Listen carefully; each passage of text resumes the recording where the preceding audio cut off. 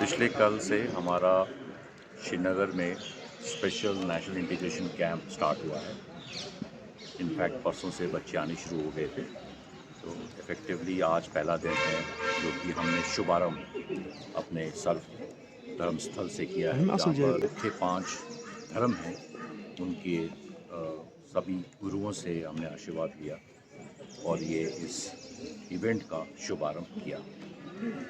Special national integration camp जो होता है ये देश के तकरीबन 8 प्रांतों में होता है, ख़ास करके Srinagar, north east, Lakshadweep, Andaman Nicobar island में, देन गुजरात, राजस्थान और काकीनाडा में।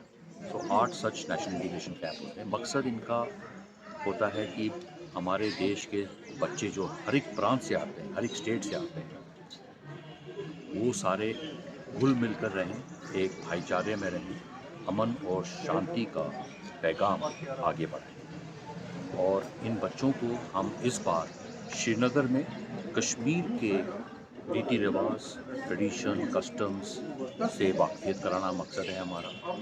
यहाँ के जो कुछ एक अहम आइकॉनिक प्लेसेस हैं, यानी गुलमर्ग, सोनमर्ग, श्रीनगर में, डल लेक में, उनको वहाँ पर लेके जाके उनसे इंट्रोडक्शन करवाएंगे।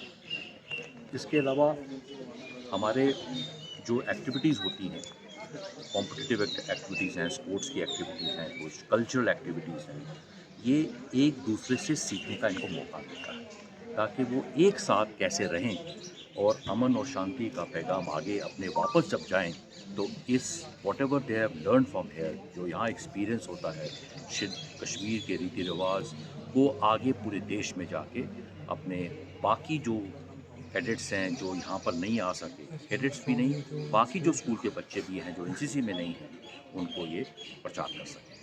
धन्यवाद। सर कितना बेनिफिट मिलता है बच्चों को एनसीसी में आने के लिए? बच्चों को एनसीसी का बेनिफिट बहुत है।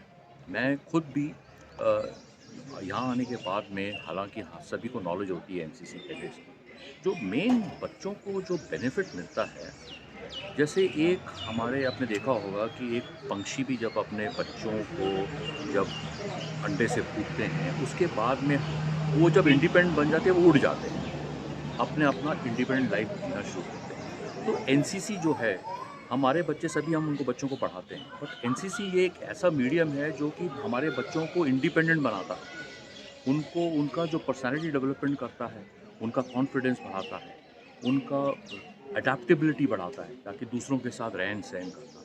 उसके बाद उनका जो इनिशिएटिव लेने की जो क्षमता है वो बढ़ाता है, उनका सॉल्यूशन ढूंढने का जो क्षमता होती है वो बढ़ती है, और लास्ट में जो उनका मेंटल और फिज़िकल स्टैमिना है वो बढ़ता है।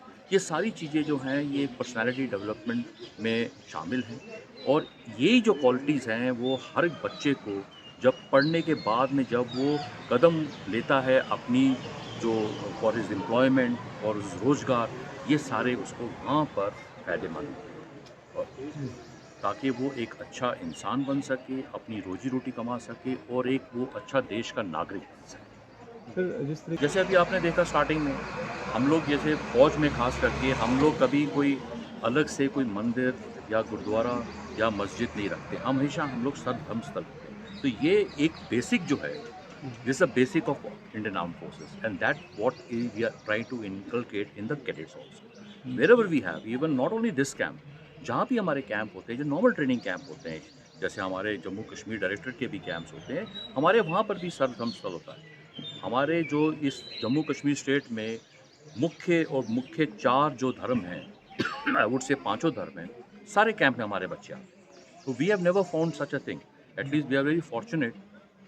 पूरे वर्ल्ड ओवर में जैसे आप बता रहे हैं, जो आपने बोला कि ये सब चीज़ है, बट हमारे जो कैंप्स में और हमारे जो देश में बहुत कम है। कुछ एक जगह होता है, बट ठीक है, that's okay, that's part, you can not, but we have handled all this throughout this so much of time and we have been successful.